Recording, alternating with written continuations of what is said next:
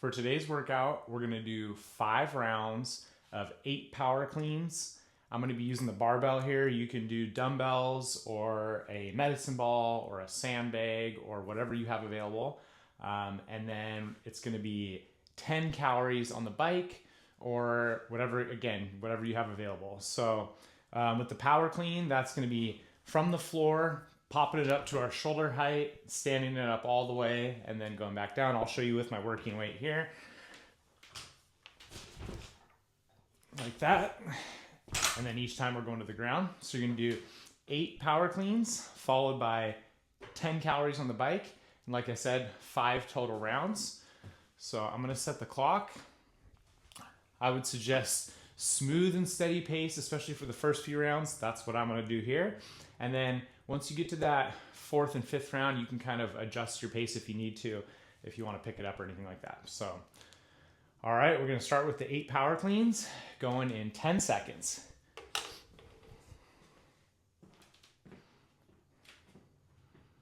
3, 2, 1, go.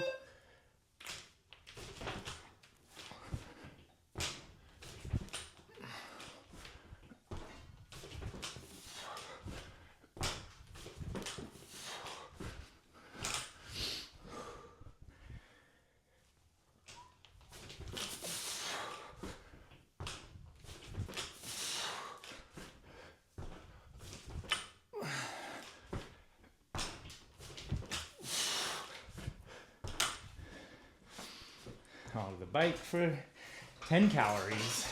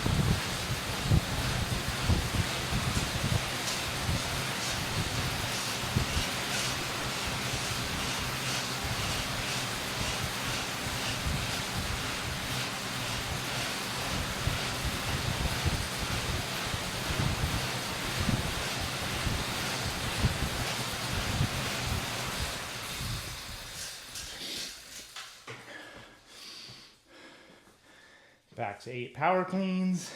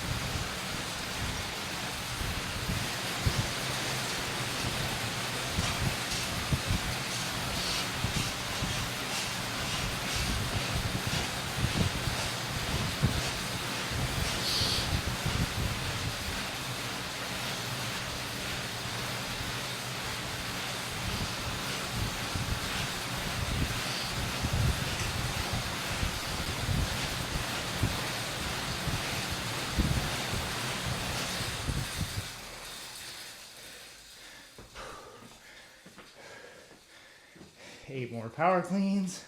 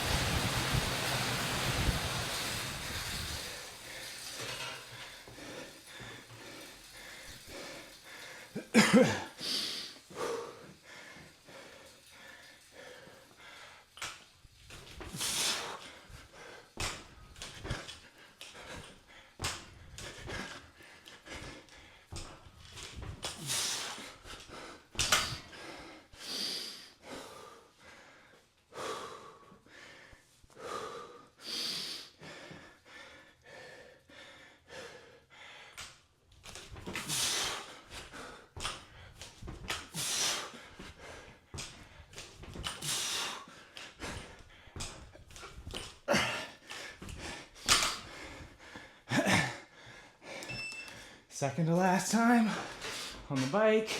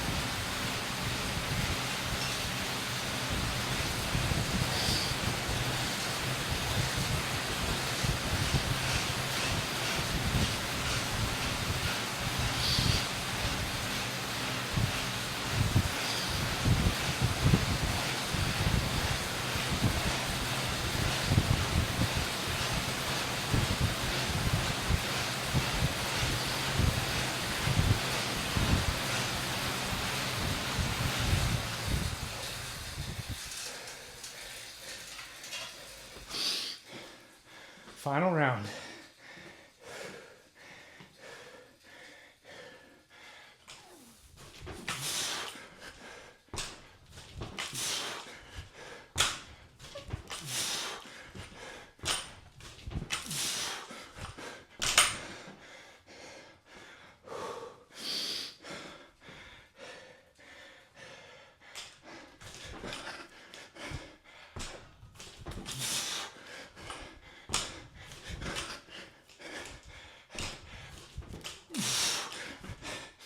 Last time on the bike.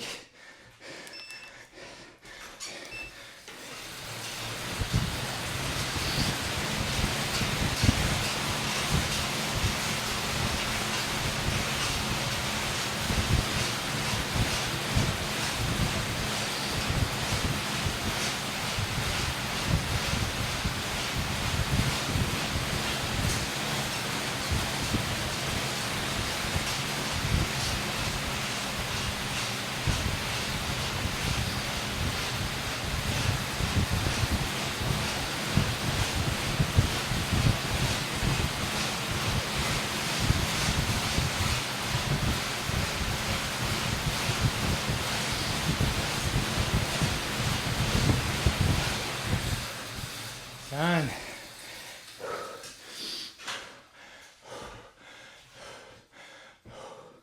Once you finish, try to get control of your breathing.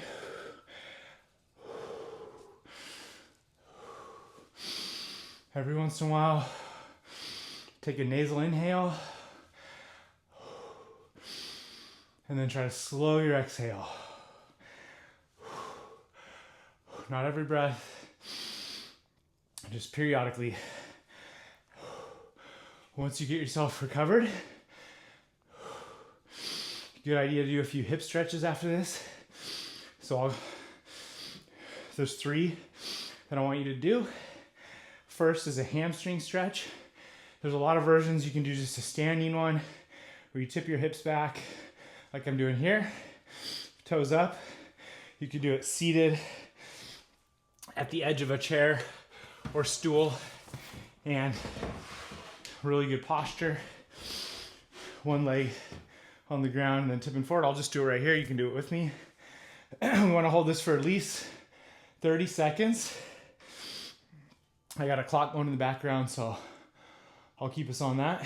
While we're doing these stretches, again, try to focus on bringing your heart rate down, controlling your breathing, taking a couple of those nasal inhales every so often, and then that controlled slow exhale. So we're going to switch sides. Same thing.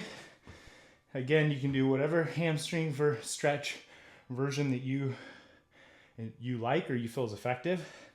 This is a good one to do after the workout, but it's not the only option.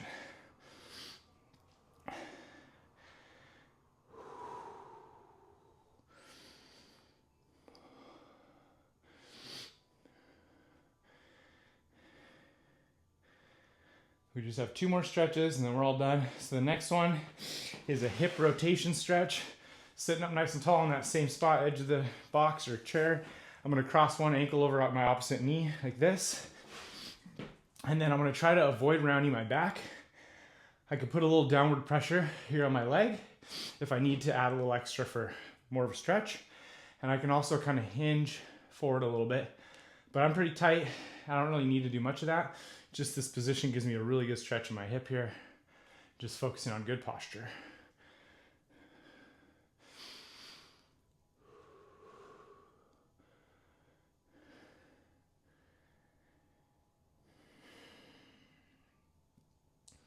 Okay, switch sides. Same thing on the other side.